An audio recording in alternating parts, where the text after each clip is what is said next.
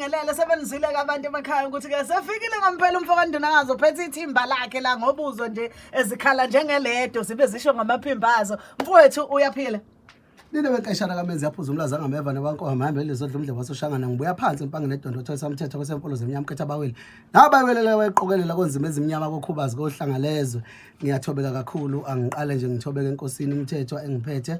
ukuba konke ngizokuphawula nengizokucula kungaphoxi bese ngithobeka enkosini yakwabiyela kade sikhona emzini waseGulweni uzongilungisa mangiphambuka amabiyela kade ngisenkosini ubiyela yabambisana ogelweni kade ngibiziwe ngumfana kathiwa cha akangagcini ukuba sesigcawini umfana akangena endlini ebamba isandla enkosini okuyinto engasajwayelekile kodwa ngisibambile kumanje ngixhawula umuntu ngihambisa iqupha ngoba ngisaphethe izibusiso zasenkosini ubiyela kuzokhumbuleka ukuthi ngizalwa kwamajola khona kwesikabiyela sanibonana emsakazweni omkhulu uKhoze FM ngibingelele nabasakazi nabafuthi sinabendlini sasusethula ithimba lakho abadala angihambi ngedwa ke ngihamba noNjiniya umude umfuka Gumede okuyona insizwe engiqale ukusebenza nayo ngo2019 kuze kube manje sabamsene istudio iGMD esila eThekwini esikhulukazi eKZN yonke ngihamba nodadewethu ngilamana naye uNdoni bamazi kakhulu ngene eqala emculweni ngihambe noGqizile phansi enkandla kwaCholwane insizwa esijoyinile kwiNdoni Music ngihambe noNandisa umabiyela intombi yasabuka kwaNdaba Zensangu nayo futhi enonyaka owodwa ifikile wesibili lo esophetha bese ngihamba nensizwa yesigungu umsweli suka manje igama laSaliwa liqhamukapo bathi nasazi usibukeli hawu liqhamuka phela Saliwa cha sisi ngibizela lokuzalwa lesekhaya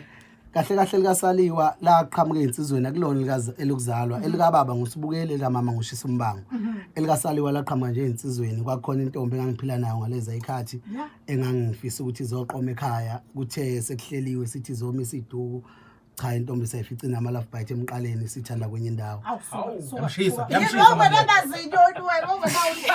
babe sengusha kwami kanti insizwa ziyabona ngathi mangithi ngiyasukuma ngiyagida ngezokuthiwa Saliwa mangithi ngiyacheka ubani lokwazi emva kwami hayi kanti seyikhalakile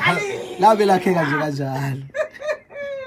hayi kumnandi manje ukuzwa amagama ezinsizwe sifiso kaze kuyothiwani ngawe angiyazi lento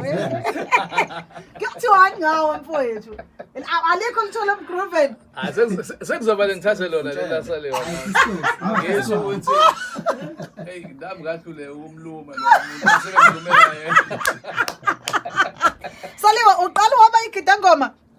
ngiqale kuNdoni ngigida ngicathi ngo2012 Ndoni iqala ungena emculweni ngagida kwaze kwashaya u2019 la engiqala ukwenza khona umsebenzi wami uqala ukwenza umsebenzi wakho yeah ayi mfowethu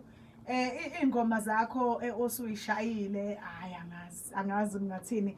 ama-album akho Mkhuba eJongo bashaya indesheni zingishiyile khona la ufike khona nomeqiselo